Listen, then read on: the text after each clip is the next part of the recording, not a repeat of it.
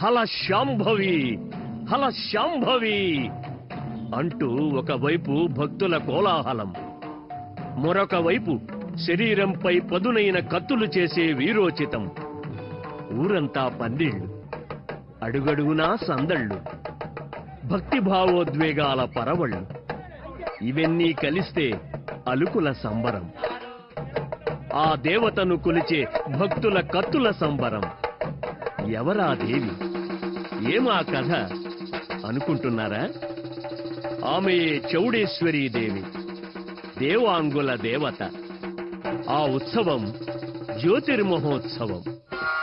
శ్రీ చౌడేశ్వరీ దేవి ఆవిర్భావం వెనుక పురాణ చారిత్రక కథనాలు ఉన్నాయి.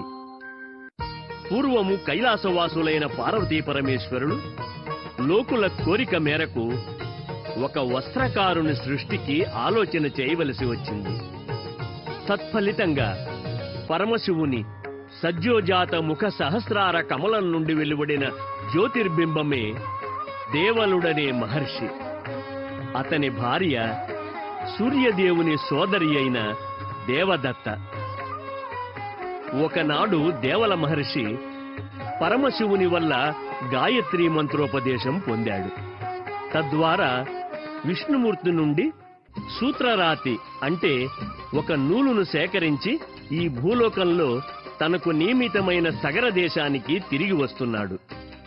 మార్గమధ్యంలో కొందరు రాక్షసులు ఆ మహర్షిని అడ్డుకొని సంహరించబోతారు. ఆ సమయంలో మహర్షి వారితో పోరాడలేక శక్తి సన్నగిల్లి శక్తి దేవత అయిన జగదంబిక పార్వతిని స్మరిస్తాడు. ఆ పరాశక్తియే చౌడేశ్వరీదేవిగా మహర్షికి సాక్షాత్కరిస్తుంది. దుష్ట రాక్షసులను దునుమాడి మహర్షి మార్గాన్ని సుగమం చేస్తుంది.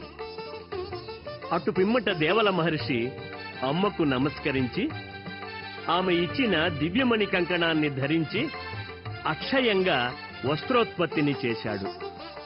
అంతటి దేవల మహర్షి వల్లనే ఈ భువిలో మానవులకు దిగంబరత్వం తొలగి వస్త్రప్రదానమైనదని చెబుతారు. ఆ విధంగా ప్రపంచవాసులకు తొలి వస్త్రకారుడిగా ప్రసిద్ధి పొందాడు దేవల మహర్షి.